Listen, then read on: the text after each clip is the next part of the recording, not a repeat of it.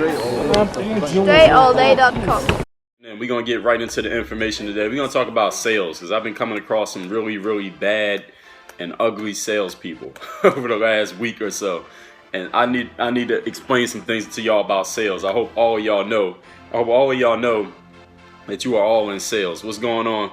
Laymore checking in from Orlando. What up, Laymore? Zahar checking in from Sweden. I've seen you before. What up to everybody in Sweden? Toys Anise from Amsterdam. We got Chicago in here. Seth from Houston. We got Matt from Scranton, PA, the office. Dwight Schrute. What's going on? Trey Brown from Ohio. Be Phenomenal 21. What up? Listen, we about to talk about sales here. And the first thing y'all got to understand about sales is this. Every single one of you is in sales. I don't care what you do. I don't care if you are an assistant. I don't care if you are somebody's personal assistant, secretary, answering the phone. I don't care if you work at McDonald's making the burgers. I don't care if you play basketball for a living. I don't care if you write books.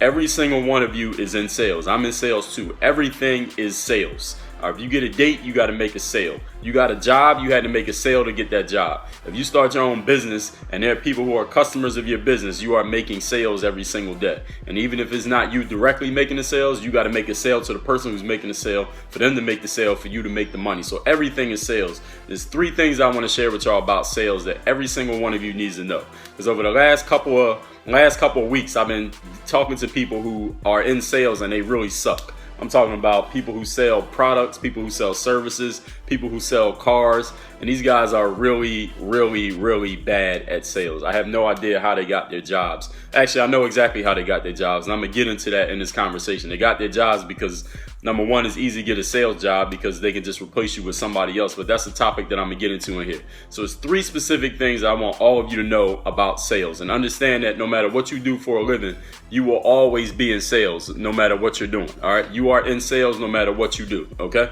so here's the number one thing that you got to understand about sales, and I got this first point. I got this from Mark Cuban. You know Mark Cuban, right? The owner of the Dallas Mavericks, from Shark Tank. Customer service in South Florida is awful, KX Joe said. Well, you're probably right. Vashawn Vlad, what up? Listen, first point I got from Mark Cuban is this. Your customers own you.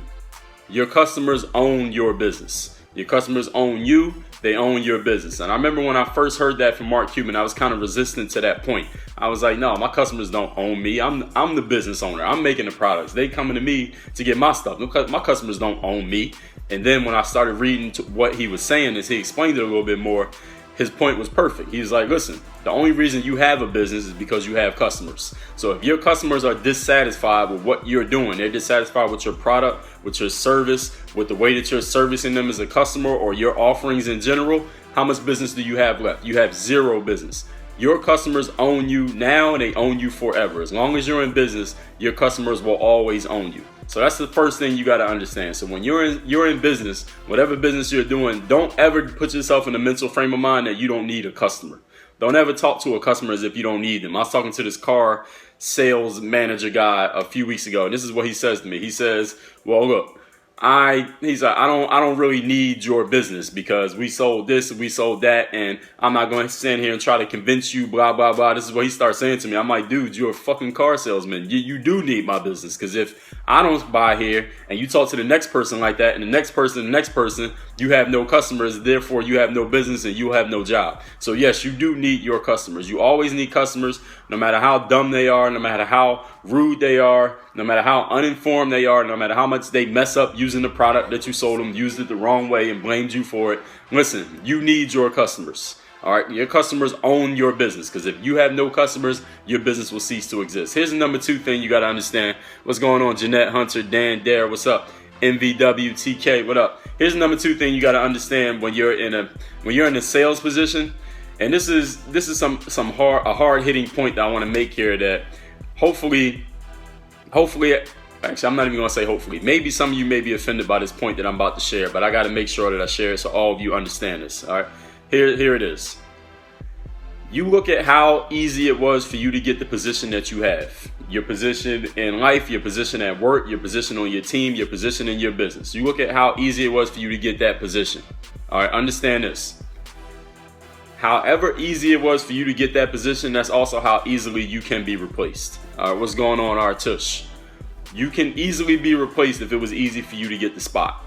All right, so if you work in sales, for example, if I go into a car dealership, you ever go into a car dealership and there's like 20 salespeople standing there all staring at you, and somebody's up next to go talk to that person? Y'all know what I'm talking about?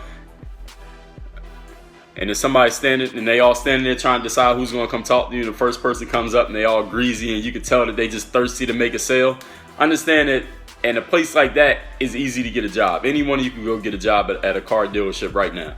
Why? Because a car salesperson is easily replaced. I know some people who worked in car sales before. I know a guy, he started to work at a car dealership. He worked there for like 3 days, like his training, 3 days. He's like, man, I can't do it. It's super stressful. Everybody there is overweight. Everybody that works there is out of shape. Everybody there seems unhappy, and everybody there seems to be like in a mental rut. Like, this is just basically what my life is. I have no aspirations to get out. I'm not making enough money to get out. I don't have any time to even go look at another job because I'm working here 12 hours a day, and I'm not even getting fulfilled through working at this job. You understand? So he stopped. He didn't even go through with working at the car dealership. I've known some other people who worked in car dealerships. All of them have gotten out of that business as soon as they possibly could. So understand what I'm saying here is however easy it was for you to get the spot that you got, and this could be in sales and anything else in life, however easy it was for you to get what you got, that's how easily you could be replaced by another person. So don't ever, when you're in sales, I don't care how many sales you just made, how many products you just sold, how many new clients you just got in the last 3 days, whatever your sales receipts are for the last 30 days, don't ever put yourself in a mental state that you feel like you're just untouchable, that you just can't be replaced. Because if it was easy for you to get that spot and it was easy for you to make them sales, guess what? Somebody else would come and do the exact same thing you did, probably for a lower price, just as quickly as you did, and you'll be out of there. So don't ever put yourself in a mental state that you can't be replaced, like irreplaceable, like the Beyonce song, right? Customer service, exactly. Listen, if you work in customer service, how many other customer service agents are there? That's a simple way to look at it. How many other people are working where you work doing the exact same thing that you do? All right, and if there's a whole bunch of them, guess what? If you leave, they'll find somebody to take your spot that quick. All right, if it's 30 people working the same job you got, all right, what value are you bringing? And this is, again, some of you might not take this the right way, but understand that once you have this information, now you're armed with it, you can do something about it. You can start to add to your skill set, add to your talent set, make yourself more valuable in the marketplace of business, not just your job, but just the marketplace in general. If you look around and you say, if I stop doing what I'm doing right now, if I just quit right now at this moment and stop doing it, how easily could I be replaced? How easily could somebody else come in and do the same thing that I'm doing? If the answer is very easy to do it, then exactly, you're just a number. You're just a customer. You can get deleted, you can get removed just that quickly. Understand that. So understand that your value is based on how easily you could be replaced. Now, here's the number 3 thing that you got to understand about sales. I got to try to remember what the number 3 thing is. So number 1, just to review. Number 1, the customer owns you. Number 2, remember how easily that you can be replaced. Number 3, here's number 3.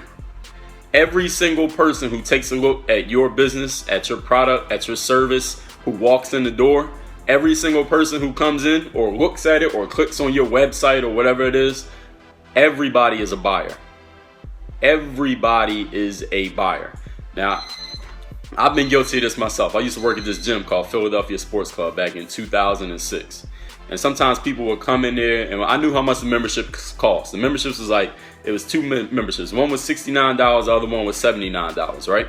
No, everybody's a buyer, period. Not potential buyer. Everybody is a buyer. Not take the word potential out, Jeanette. No potential. They are a buyer, and I'm going to explain to you why.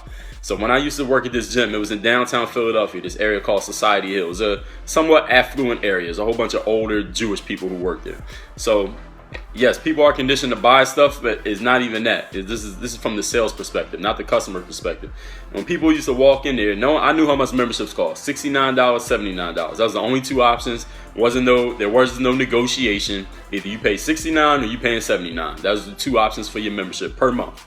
So when people used to come in there, I used to, without even knowing that I was doing it, I would profile people. I would try to gauge if they could afford the membership, if they were serious about buying the membership, if they really wanted the membership, or if they just wanted to come walk around for a minute and just get the prices just to have something to do. And then I wouldn't really put my full effort into selling to people who I prejudged to not be able to afford that membership.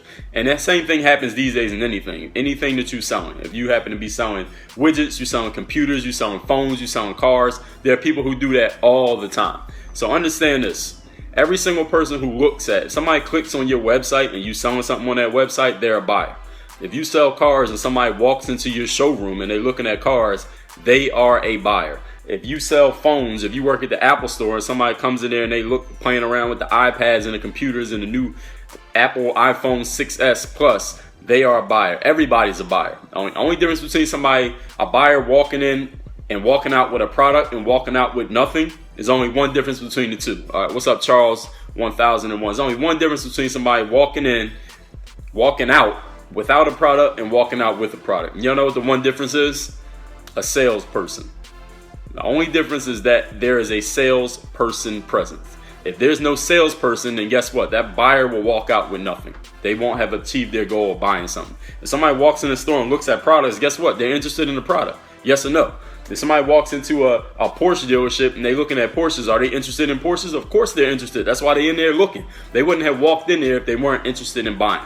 You understand that? Nobody would have clicked on your website to see how much your product costs if they weren't interested in possibly buying that product and having that product. The only difference between them getting it and not getting it is the presence of a person who knows how to sell. Now, maybe if it's on the internet, you can't be there and talk to them. But guess what? Your sales copy, your copywriting is your salesperson. Your presentation, the video, whatever way you present your product. If you're a salesperson that works in a physical location, you are the difference. Whether they buy or don't buy is all about the presence of the salesperson. Because listen, I walked in here, I have some intention. I didn't just walk in just to walk in. I'm not trying to get out of the cold. I'm walking in because I might want to buy. Are you a salesperson? Somebody asked me, I walk in an auto dealership. They say, well, are you looking to buy a car? I say, dude, are you a fucking salesperson? Why you ask me if I'm looking to buy a car? Why am I walking into a showroom if I don't want to buy a car? What kind of question is that? That don't even make no sense, does it? So I'm trying to figure out from this person, why are you asking me, am I looking to buy a car? Why am I walking in here? Of course I'm looking to buy a car. If you can sell me one, are you a salesperson? I heard Zig Ziglar said, you ever walk in a place and somebody asks you, are you, what do they say? All right, somebody asks you, how can I help you? And you say, I'm just looking. When you walk into a business and the salesperson come bother you, you don't want to bother you, be like, yo, I'm just looking. And Zig Ziglar said, yeah, we all say that we're just looking. We're looking for a salesperson. We're looking for somebody to come over to us and sell us some product. And there's such a a lack of salespeople out there in the world today that a lot of stuff that could get sold never gets sold. And like somebody said, we are conditioned to buy.